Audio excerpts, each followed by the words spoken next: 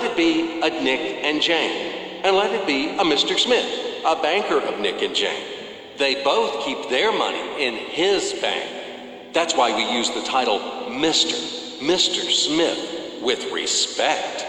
Nick really wants to buy, well, let's say Jane's bicycle, but he has no money. More precisely, he has money, but not enough, only $10, while Jane wants $100 for her precious bicycle. That's a problem. What should Nick do? Well, this bicycle is so desirable.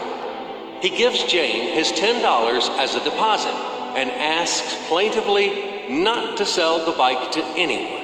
He says that he will bring the rest of the money soon. At the same time, he runs to his bank, to the respected Mr. Smith, to get a loan for the missing $90. As ill luck, Mr. Smith has no money at this moment, but he knows perfectly about $10, which Nick gave to Jane. And where will Jane bring his money to? That's right. She will put these $10 in her lovely bank to the same Mr. Smith. Therefore, Mr. Smith asks Nick to come back tomorrow in the hope that tomorrow he will get these $10. And everything happens this way. The next day, Jane brings $10 to the bank. The bank provides Nick these $10 on credit. Nick immediately gives them to Jane. She again puts them in a bank. The bank again provides Nick these $10 on credit, etc. As long as Nick the fool will gather enough money for the bicycle. Don't you get confused yet? Be patient, I told you. These demons have been trying to confuse you during 1,000 years. These damn economists and financiers. But anyway, we will figure everything out. So what do we have in the end? Nick finally got the bike from Jane. Wow! But at the same time, Nick owes $90 to the bank, Mr. Smith. And the bank, in its turn, owes $100 to Jane. In other words, those $10, which existed initially, have magically turned into $200, $190 of debts plus real $10. But these $10 would also turn into $1,000, even in $1 million or $1 billion, if Nick would make a more expensive purchase. In this case, our $10 would make the increasing number of its cycles, circuits from hands to hands. That's it. So, what happens in today's world? SOS! It appears that banks also make money out of thin air and multiply them. Not only Fed can produce money, but banks either. In short, everybody can do this, except you and me. We are not in the business at this celebration of life. I would like to print or draw some money as well. In fact, these banks multiply money without any control. And we're still wondering why the banker lives better. What are naive fools are we? Now it is clear why. The one who produces the money, of course, lives better. But this is not enough. From this moment, poor Nick will never be able to repay his debts owed to the bank. No matter how hard he would work, silly Nick doesn't know it yet.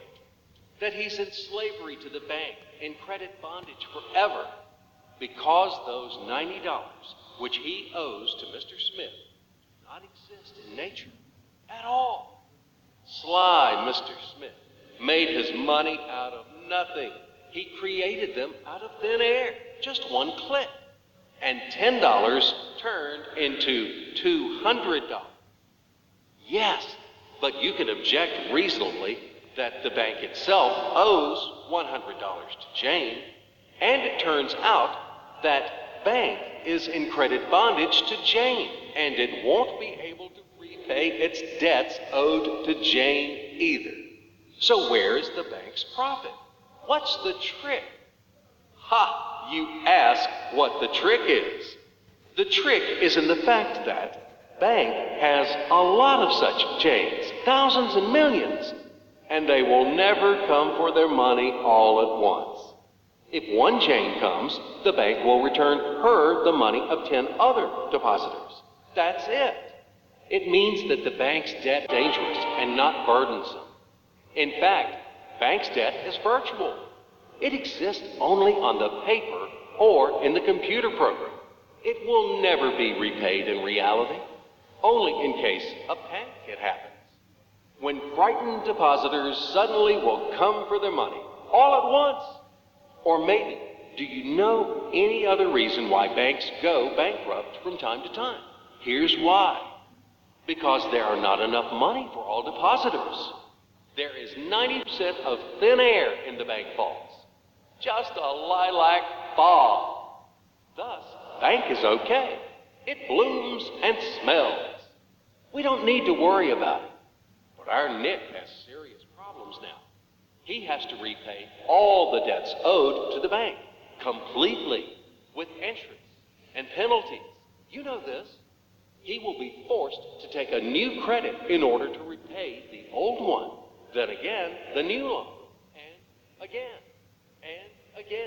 endlessly, until his death. There is no way out of this credit running knot. It does not exist in principle. That's it, trap slam. Now Nick is perpetual debtor of bank. He is a slave. From now on, he will work for bank until he dies. But he still won't repay his debts. After his death, his children and grandchildren will work for this bank. They all are future slaves of the bank. More precisely, they are slaves of this monstrous and cannibalistic global financial system, which spawned this ruthless and inhumane mechanism which must be destroyed finally.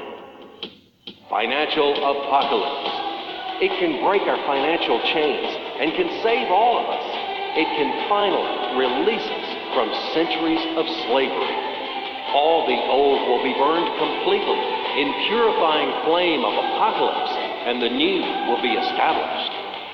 The Federal Reserve will be burned, and the wind of change will dispel the ashes of this damned, insatiable octopus, spider, enmeshed the whole world with its sticky financial net.